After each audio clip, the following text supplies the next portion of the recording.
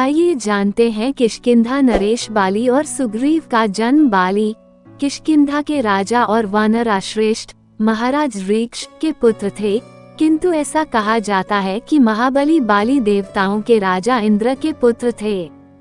बाली और सुग्रीव के जन्म की बहुत ही दिलचस्प कहानी है। एक सुमेरु नाम का पर्वत था जो कि ब्रह्मा जी का कोर्ट था और यह 100 योजन तक के विस्तृत एरिया में फैला हुआ था।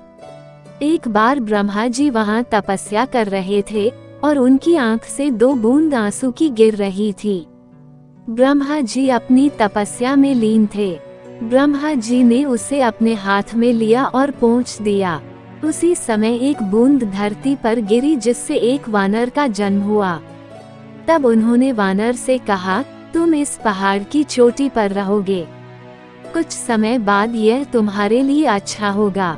वो वहाँ रहने लगा और रोज ब्रह्मा जी को पुष्प अर्पित करता रहा। बहुत दिन बीत गए। फिर एक दिन ऋक्ष राज वहाँ से गुजरे। उन्हें बहुत तेज प्यास लगी थी।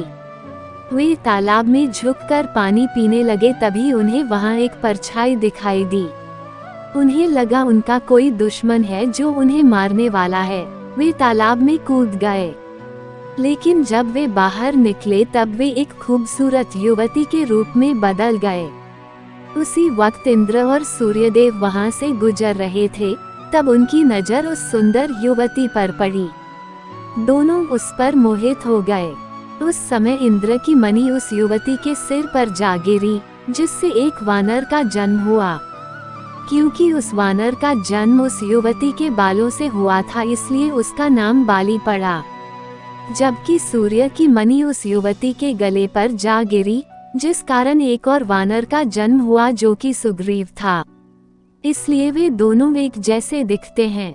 इंद्र ने बाली को एक सोने का हार दिया, जबकि सूर्य ने सुग्रीव को हनुमान के रूप में एक सच्चा मित्र और रक्षक दिया।